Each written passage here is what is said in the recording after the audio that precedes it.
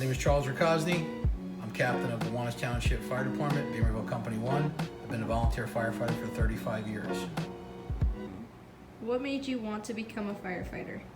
I want to become a firefighter to help my community. Also, firefighting runs in the family. I am fourth generation firefighter. Did you always know you wanted to become a firefighter? Yes. I always hung around the firehouse with my father and my grandfather. What are the requirements of becoming a firefighter? To become a firefighter, we have a couple different stages. The first stage is an individual who's between the age of 16 and 18 years old. They are junior members. A junior member has to have permission from his parents to join the fire department. There are certain criteria that he has to meet in training. The next step would be a member who comes on at 18 years old, would come on as what we call a cadet. A cadet member is a new firefighter, or you can call it a probationary firefighter. During this course, they would have to fill out an application. The process is very time-consuming to the members and to the committee. Once an application is accepted, then a member would be signed up for the state-required Fire Academy Firefighter 1 class, which is roughly 2 to 3 nights a week, and it's 167 hours of training. How would you describe the relationship in the firehouse? Firefighting and firefighters is a brotherhood.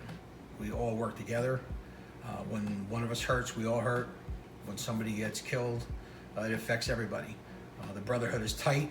We always help each other out. We're there for each other during a call and after a call. And we make sure we come to a call and go home safely. We all work together. This is our bay area, the firehouse. In the bays here, when you come in the door, this is where we'll come in and respond to a fire call. The first couple guys in will go directly to the radio room. We would sign on the radios on the air that we're assembling a crew and getting ready to respond to the fire calls. It tells us who's actually responding to the fire calls. Everybody has an app on their phone that logs into the system. It's a very high-tech system. Over here, we have 5 trucks in this firehouse. This one behind me is our first due engine for structure fires. It carries a lot of equipment on here. We have everything from hose, it carries water, it carries breathing apparatus, a bunch of appliances for hooking up the different hydrants, and all necessities that we need to fight a structure fire with. If you come to the back, you see as you go down, we have quite a bit of hose on the trucks. So we can stretch lines as far as we need to go. So this engine here, we actually call this is what we call our squad. This house is on here. It's identical to our first due out. The only difference is this one has what we call the jaws of life on it. We have an entire setup of jaws on here. The jaws of life consist of cribbing, pry bars, pry tools, rams, lifts, supports, cutters, and spreaders.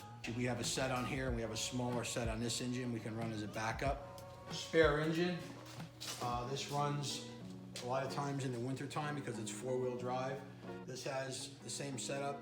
It has hose, it has ladders. It also doubles as a brush truck come springtime, which we have a lot of brush equipment here to fight brush fires. It also carries a lot of what we consider large diameter hose, which is, there's not many hydrants up here, so we can stretch a long way to get to a fire and pump from a water source. We run what we call tenders or tankers. This one here, it's 3,500 gallons of water. On the other side over here, there's a big square box. It has what we call a pool in there. The pool, you lower the side of the truck down, you lower it down the side of the truck, you open it up and you dump your water in there. And then you would re-go fill the truck up. This is our primary tanker out the door. The one in the bay over here is a backup. This one is 3,500 gallons, has a pump on there so we can actually pump the water off to our engines and supply them to fight the fires. Same thing, it has a 3,500 gallon pool on the other side.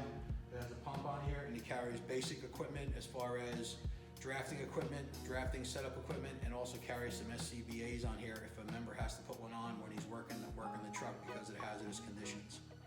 But everybody's issued gear. Everybody gets gloves. Everybody is issued a helmet. Everybody's also issued a jacket. These are our jackets. Each jacket is measured to the size of the individual. And it has a radio pocket and pockets on here. And on the back, it has the individual's name and reflective on it, so we can see him at nighttime through the smoke. And then the last thing they're issued is bunker pants, and they're issued boots. The boots are very heavy, very comfortable, but they're made for firefighting. They protect your feet from heat and anything you step on. And the pants are the same way. We have special padding on the knees, so if you're crawling around looking for somebody, you're in a fire working, your knees don't get sore, it's all padded up.